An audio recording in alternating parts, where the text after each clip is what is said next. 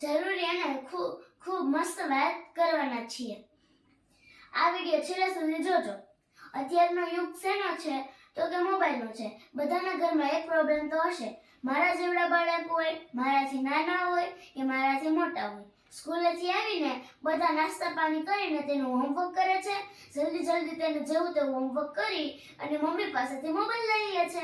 અને જો mummy mobile ન દે તો ધમપછાડા કરે છે અને બૂમાબૂમ થાય છે. તેથી મમ્મીને ઘણા કામ હોય તેથી મમ્મી તેને મોબાઈલ આપી દે છે અને પછી મમ્મી તેના કામ કરવા માંડે છે.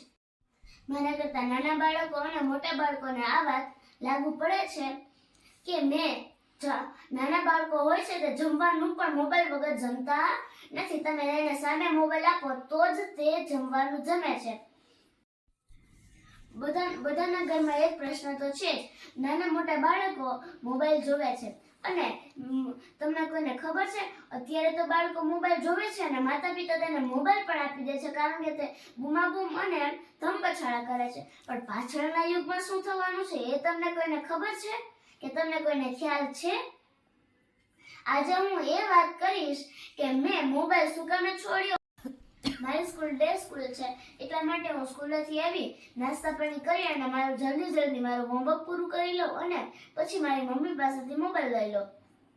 અને મારા મમ્મી પણ કામમાં હોય તેથી તે પણ મને મોબાઈલ આપી દે. પછી મારા મમ્મીને એક દિવસ એવો વિચાર આવ્યો કે જો આમને આમ ચાલશે તો પછી અત્યારના યુગમાં તો બાળકો મોબાઈલ જોવે છે તો પછી પાછળના યુગમાં તેનું શું થવાનું છે તે કોઈને ખબર નથી. એટલે મારા મમ્મીએ વિચાર કર્યો કે મારે આને ગમે તેમ કરીને મોબાઈલ છોડાવવો જ છે. અને પછી મારા મમ્મી મને મહાભારત અને શ્રીમદ ભગવદ ગીતાના પાત્રો કહેવા લાગ્યા અને મને તેમાં રસ પડવા માંડ્યો. તેથી મેં એવું વિચાર્યું કે હવે મારે મોબાઈલ જોવાનું ઓછું કરવું છે. ત્યારથી મેં મોબાઈલ જોવાનું ઓછું કર્યું અને હવે મારી મમ્મી મને મોબાઈલ આપે તો પણ હું ક્યારેક તો ના પાડી દઉં કે મારે નથી જોવો.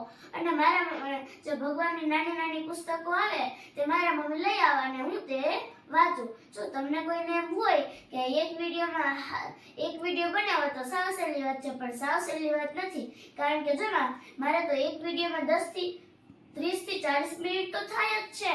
અને જો પાત્રો બોલવાના હોય ને તો વધારે થાય છે કારણ કે મને પાત્રો એક ફેરામાં યાદ રહેતા નથી અને મને તે બોલવામાં તકલીફ પડે છે તો તેમાં તો મારે બહુ વાર લાગે છે. તો તમે બધા જો તમારે કોઈને લાઈક શેર સબસ્ક્રાઇબ કરવામાં તકલીફ 5-10 મિનિટ 30 મિનિટની વાર નહીં લાગે તો તમે લાઈક શેર તો કરી દેજો.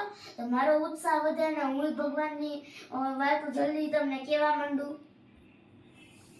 જય યોગેશ્વર, જય શ્રી કૃષ્ણ.